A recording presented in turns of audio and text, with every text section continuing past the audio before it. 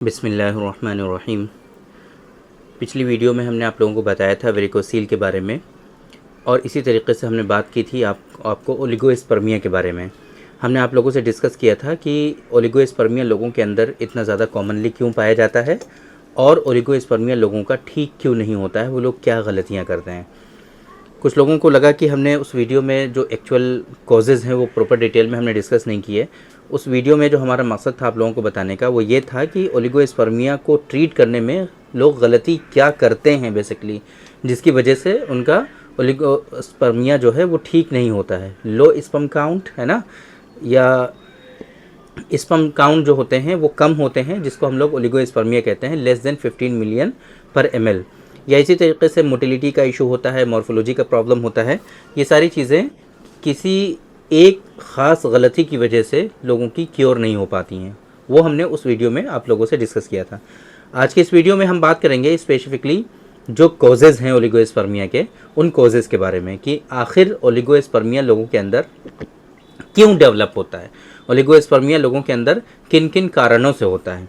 ये सारी चीज़ें आज के इस वीडियो में हम कवर करने की कोशिश करेंगे। मेरे बारे में तो आप जानते ही हैं, मैं हूं doctor Nizamuddin Qasmi. As a sexologist and infertility specialist हम पिछले 11 सालों से वर्क कर रहे हैं। यह हमारा सेंटर सायरा हेल्थ केयर है, बाराबंकी उत्तर प्रदेश में सिचुएटेड है। हमारे यहाँ प्योर हर्बल मेडिसिन के थ्रू क्योरेबल ट्रीटमेंट देने की कोशिश की जाती है। अगर आपको सेक्सुअल डिसऑर्डर्स हैं, अगर आपको इनफर्टिलिटी है, आप बहुत परेशान हैं, इलाज करा करके थक चुके हैं, बट आपको कोई आराम नहीं हो रहा है, तो आप एक मरतबा हमारे सेंटर सायरा हेल्थ केयर तशरीफ़ ला सकते हैं। ये सायरा हेल्थ केयर बाराबंकी उत्तर प्रदेश में सिचुएटेड है। बाराबंकी बस स्टॉप और रेलवे स्टेशन से बिल्कुल वॉकिंग डिस्टेंस पर है। आप आराम से टहलते हुए हमारे यहाँ सायरा हेल्थ केयर तशरीफ़ ला सकते हैं। अगर आप दूर हैं, किसी दूसरी कंट्री में हैं, अभी आप नहीं आ पा रहे हैं, तो आपके लिए हमारी वेबसाइट है www.sairahealthcare.com। इस वेबसाइट पर विज़िट करके आप दुनिया के किसी भी कोने से अपना अपॉइंटमेंट शेड्यूल कर सकते हैं और आप डायरेक्टली हमसे कंसल्ट कर सकते हैं। वेरिकोसील के कॉजेज़ की अगर हम बात करते हैं तो उसको हम 4 मेजर जो कॉज होते हैं उसमें ग्रुप में, मेजर ग्रुप हैं कॉजेज़ के, उसमें हम उसको डिवाइड करते हैं। और पहले नंबर पे जो इम्पोर्टेंट जो ग्रुप होता है कॉजेज़ का, वो होता है मेडिकल एंड फिज़िकल कॉजेज़, है ना। कुछ मेडिकल कॉजेज़ होते हैं, मतलब कुछ डिजीज़ से रिलेटेड कॉजेज़ होते हैं, है ना। कुछ फिज़िकल आपके इश्यूज़ होते हैं जिसके नतीजे में आपके अंदर ओलिगोस्पर्मिया डेवलप होता है। पहले नंबर पे सबसे इम्पॉर्टेंट चीज़ जो होती है वो होती है वेरिकोसील। मेडिकल कॉजेज़ की अगर हम बात करें तो सबसे पहले नंबर पे वेरिकोसील जो होता है वो सबसे इंपॉर्टेंट कॉज होता है ओलिगोस्पर्मिया का।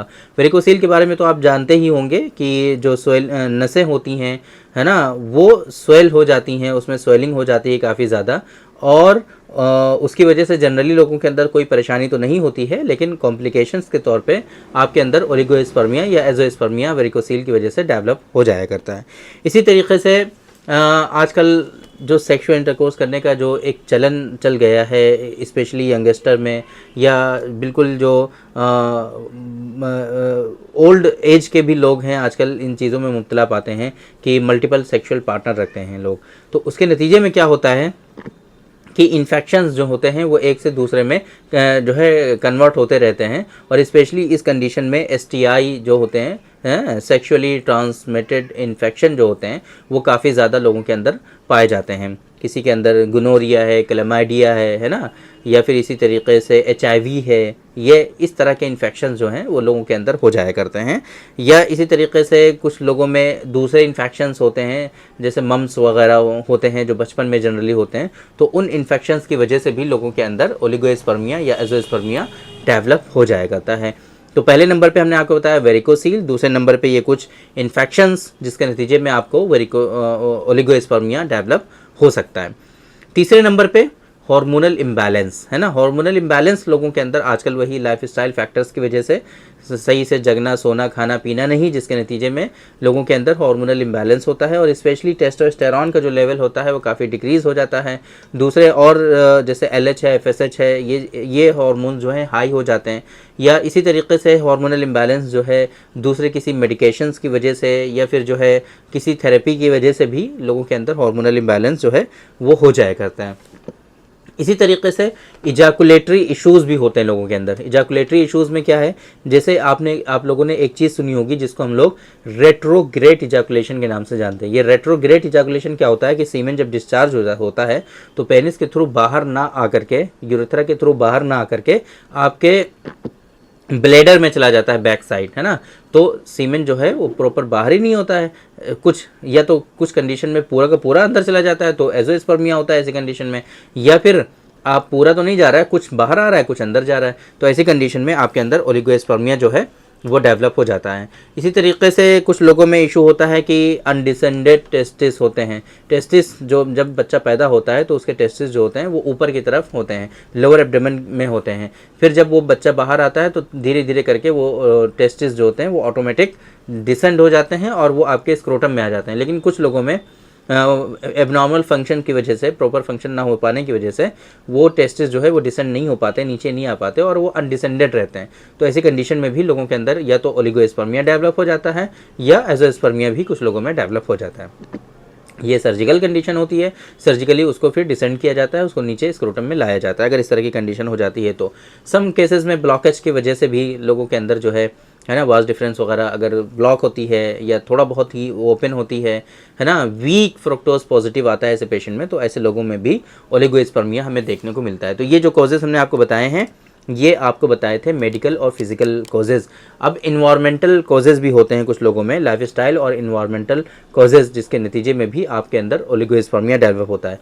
हीट एक्सपोजर बहुत ज़्यादा है, आपका काम ऐसी जगह पर है कि जहाँ पर गर्मी बहुत होती है, या फिर कुछ ऐसी जगह पर काम करते हैं कि जिसकी वजह से आपके स्क्रोटम में बहुत हीट पहुँचती है, या ऐसा कुछ काम करते हैं जिसकी वजह से स्क्रोटम में हीट बहुत पहुँचती है, या हीट का एक्सपोजर जो है अगर वो बहुत ज़्यादा है तो उसके नतीजे में आपके अंदर ओलिगोस्पर्मिया जो है वो डेवलप हो जाता है। कुछ सब्सटेंसेस होते हैं जिनके यूज़ करने से भी आपके अंदर ओलिगोस्पर्मिया डेवलप हो जाता है, जैसे कि स्मोकिंग है, अल्कोहल कंजम्पशन है ना, इस तरह की चीज़ें जो होती हैं, ड्रग आप ले रहे हैं तो उसके नतीजे में भी आपके अंदर ओलिगोस्पर्मिया डेवलप होता है कुछ लोगों की वजह से। कुछ लोगों में इस तरीके के कॉजेज़ पाए जाते हैं।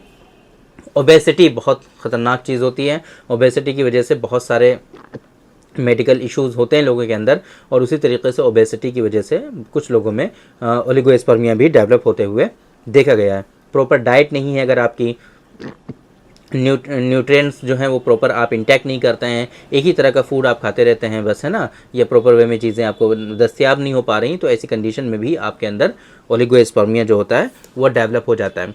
लाइफस्टाइल में अगर हम बात करें तो आजकल स्ट्रेस, एंजाइटी, डिप्रेशन ये चीज़ें बहुत कॉमन होती जा रही हैं, तो उसकी वजह से भी जाहिर सी बात है आपके अंदर ओलिगोस्पर्मिया डेवलप होता है। टॉक्सिन्स कुछ होते हैं जिनका एक्सपोजर कुछ लोगों का बहुत ज़्यादा होता है, या तो वो फैक्ट्रीज़ में काम करते हैं, या फिर जो है वो जो केमिकल्स होते हैं, टॉक्सिन्स होते हैं, उनको वो लोग यूज़ करते हैं, मतलब उनका जो इस्तेमाल करने का, जैसे खेतों में किसान हैं वो लोग टॉक्सिन्स वगैरह को खेतों में डालते रहते हैं, या फिर इसी तरीके से ऐसी जगह पर काम किया जाता है जहाँ पर टॉक्सिन्स का काम बहुत ज़्यादा होता है, उनको यूज़ किया जाता है और यूज़ करने में वो इन्वॉल्व होते हैं, तो ऐसी कंडीशन में उनके अंदर ओलिगोस्पर्मिया डेवलप होने के चांसेस होते हैं। तो दो ग्रुप हमने आपको बता दिए, एक तो मेडिकल ग्रुप हमने आपको बताया, दूसरा लाइफस्टाइल से रिलेटेड बताया, तीसरा जो है कुछ जेनेटिक फैक्टर्स भी होते हैं लोगों के अंदर, है ना। एक बहुत ही मेजर कंडीशन होती है जिसको हम लोग क्लियन-फिल्टर सिंड्रोम के नाम से जानते हैं। जिन लोगों में ये होता है उन लोगों के अंदर भी ओलिगोस्पर्मिया, तो स्टार्टिंग में ओलिगोस्पर्मिया डेवलप होता है, बाद में जाकर के एजोस्पर्मिया हो जाता है।